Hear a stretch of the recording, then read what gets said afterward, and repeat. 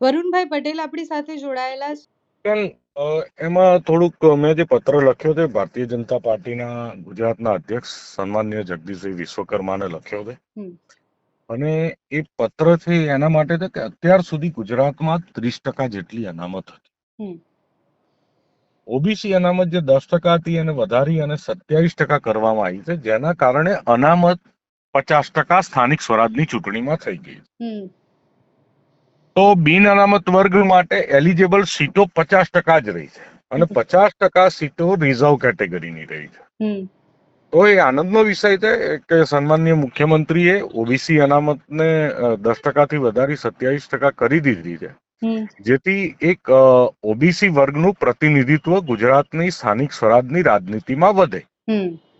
એ સારી બાબત છે. પણ સાથે સાથે જ્યારે ઓપન કેટેગરીની સીટો જે 70% હતી એ ઘટી અને 50% જેટલી જ થઈ ગઈ.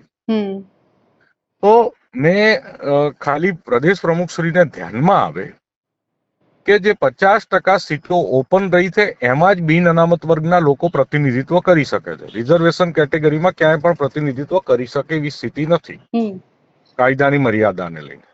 તો જે ઓપન સીટો છે ત્યાં બિન અનામત વર્ગને જ મહત્તમ પ્રાધાન્ય આપવામાં આવે, કારણ કે જેટલું પ્રાધાન્ય આપવાની જવાબદારી ઓબીસી એસસી એસટી ના લોકોની છે, એટલું જ પ્રાધાન્ય બિન અનામત વર્ગના લોકોને પણ સ્થાનિક સ્વરાજની ચૂંટણીમાં મળવું જોઈએ. આ એક સમાજ માટે ચિંતા અને પીડાનો વિષય છે.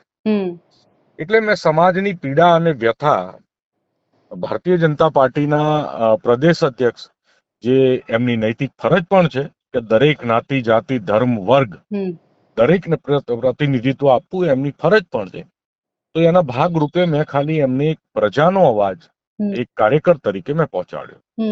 વરુણભાઈ, એક બીજો સવાલ છે. સ્થાનિક સ્વરાજની ચૂંટણી નજીક આવી છે અને બહુ જ બધા વિસ્તારોમાંથી એ કચ્છી પાટીદાર હોય કે પાટીદાર સમાજના આગેવાનો હોય, એ બધા ભારતીય જનતા પાર્ટીથી નારાજગી વ્યક્ત કરી રહ્યા છે. જો ભારતીય જનતા પાર્ટીથી કોણ નારાજ છે કોણ ખુશ છે તો બહુ અભ્યાસનો વિષય છે અને હું એમાં બહુ પડવા નથી માંગતો કે અત્યારે કેવું પણ અયોગ્ય છે. મેં તો જે માંગણી કરી છે પાર્ટીના કાર્યકર તરીકે, એ પાર્ટીમાં દરેક વર્ગને પ્રાધાન્ય મળવું જોઈએ, પ્રતિનિધિત્વ મળવું જોઈએ. તમે ઓપનની સીટોમાં પણ અનામત વર્ગના લોકોને જ પ્રતિનિધિત્વ આપી જશો તો બિન અનામત વર્ગનું પ્રતિનિધિત્વ સ્થાનિક સ્વરાજમાં ખતમ થઈ જશે અને ગુજરાતમાં અરાજકતા અને અસમન્વયનું રાજકીય વાતાવરણ ઊભું થશે, જે ગુજરાત માટે, ભાજપ માટે, પ્રજા માટે, બધા માટે ઘાતક નીવડશે. કદાચ ટૂંકા ગાળાનો ફાયદો પણ થાય, પણ લાંબા ગાળે બહુ મોટું પાર્ટીને પણ નુકસાન થાય, ગુજરાતને પણ નુકસાન થાય એવી સ્થિતિનું નિર્માણ થશે. એટલે પાટીદારો નારાજ નથી સરકારથી? પાટીદારો, હું તમને એ જ કહું છું કે કોણ નારાજ છે કોણ ખુશ છે એ તો તમે ચૂંટણી આવે એટલે આ નારાજ છે ને આ ખુશ છે આવી બધી વાતો ચાલતી રહેતી હોય, અને હું આ વાતનો અત્યારે જવાબ આપું એ મને યોગ્ય નથી લાગતું. એમ કહું કે નારાજ છે તો પણ એ ખોટું છે, અને હું એમ કહું કે નારાજ નથી એ પણ ખોટું છે.